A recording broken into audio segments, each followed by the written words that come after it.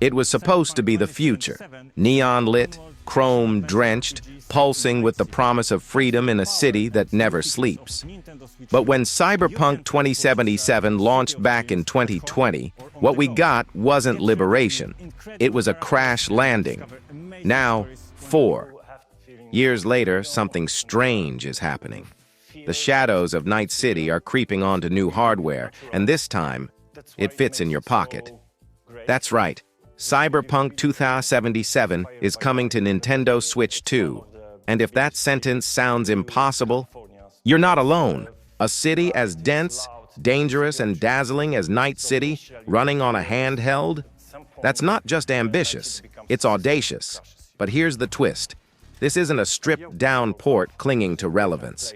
This is the Ultimate Edition, complete, with Phantom Liberty, all post-launch patches and more technical magic than anyone expected from a cartridge the size of a cough drop. So the question isn't just, can it run? It's deeper. Should you dive back in?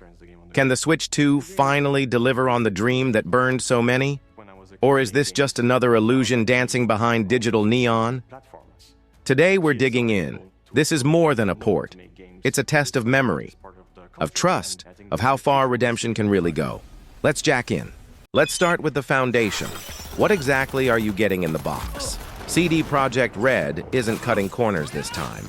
The Switch 2 version of Cyberpunk 2077 comes as the Ultimate Edition. And yes, that means everything. We're talking the base game. Every single post-launch patch that slowly nursed it back from infamy, and the heavy-hitting Phantom Liberty expansion, all bundled together, all fully playable out of the box. And this isn't just some download code on a plastic placeholder. No, this version ships on a 64 GB physical cartridge, a move that's becoming rarer by the day.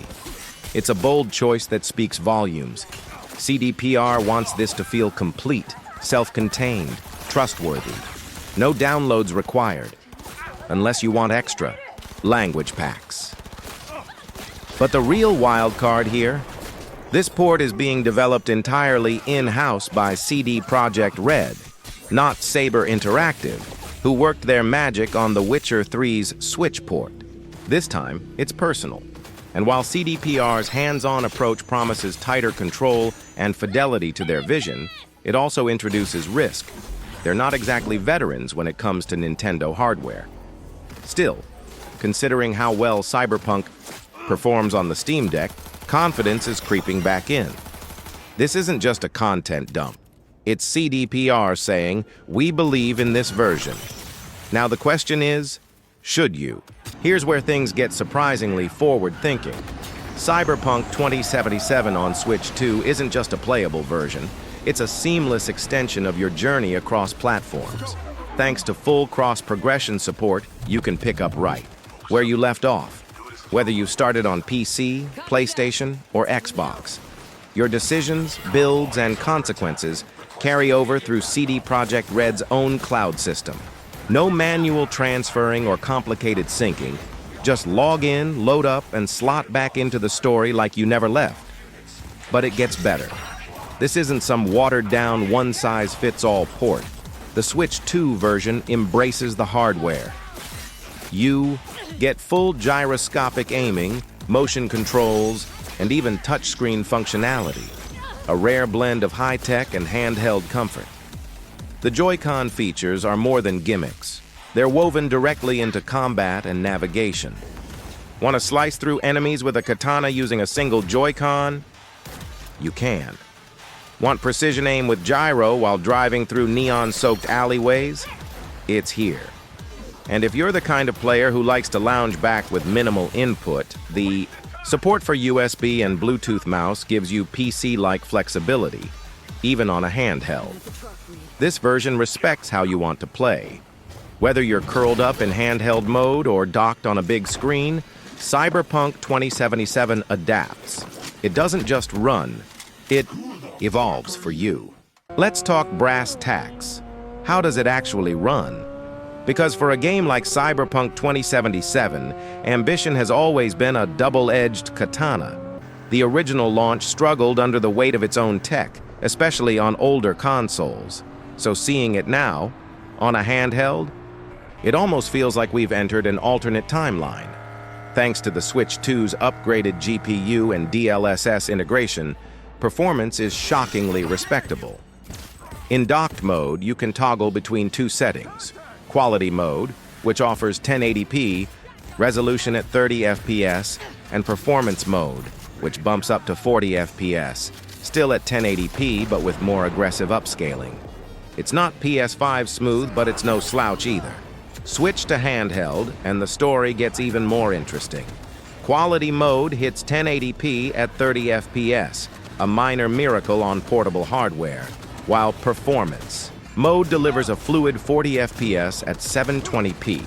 That's a big win for fans of responsive gameplay on the go, but not all is perfect. Early reports say indoor areas run cleaner than the open world, where asset streaming and population density still push the system's limits. Still, with an SSD under the hood and more RAM to work with, loading times and transitions feel far less jarring. This is Night City, scaled down, but not stripped of its soul. Let's be real. This isn't the PS5 or Xbox Series X version of Night City. Don't expect hyper-detailed, ray-traced reflections or razor-sharp textures that make Chrome look edible. On Switch 2, Cyberpunk 2077 leans more into smart compromise than raw horsepower. Compared to the current-gen giants, textures are noticeably softer, draw distances are tighter, and lighting effects feel toned down. But here's the key: it runs consistently.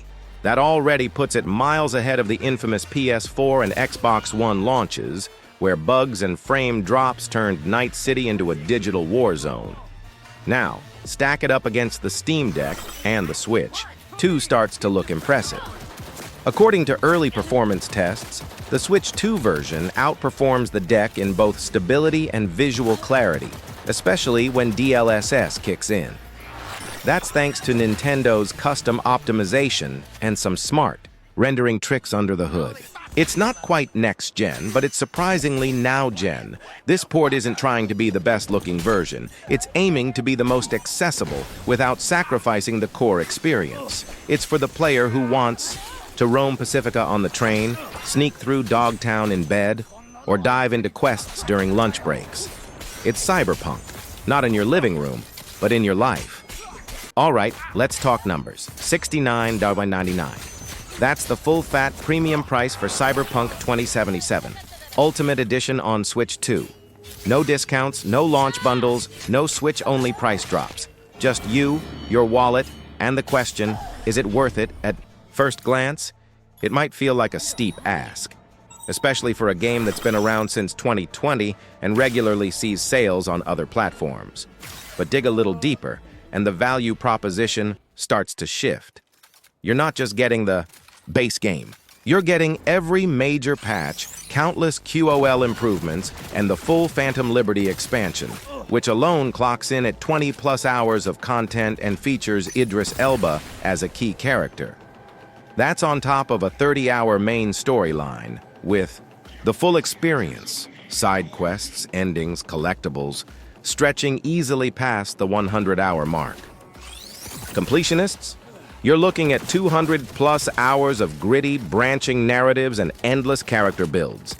Add in the cross-progression, handheld flexibility, and hardware-specific features, and suddenly, the $69.99 price tag starts making more sense. This isn't a lazy port. It's a comprehensive mobile version of one of the most ambitious RPGs ever made, so no, it's not cheap, but it's not shallow either. The real question isn't, is it expensive? It's how much is Night City worth to you on your own terms? So here we are, at the end of a long neon-lit road. Cyberpunk 2077 on Switch 2 isn't just a port. It's a second shot at trust, a story of redemption now playable in the palm of your hand. It dares to bring Night City's towering ambition to a hybrid console with surprising finesse and few compromises that genuinely matter.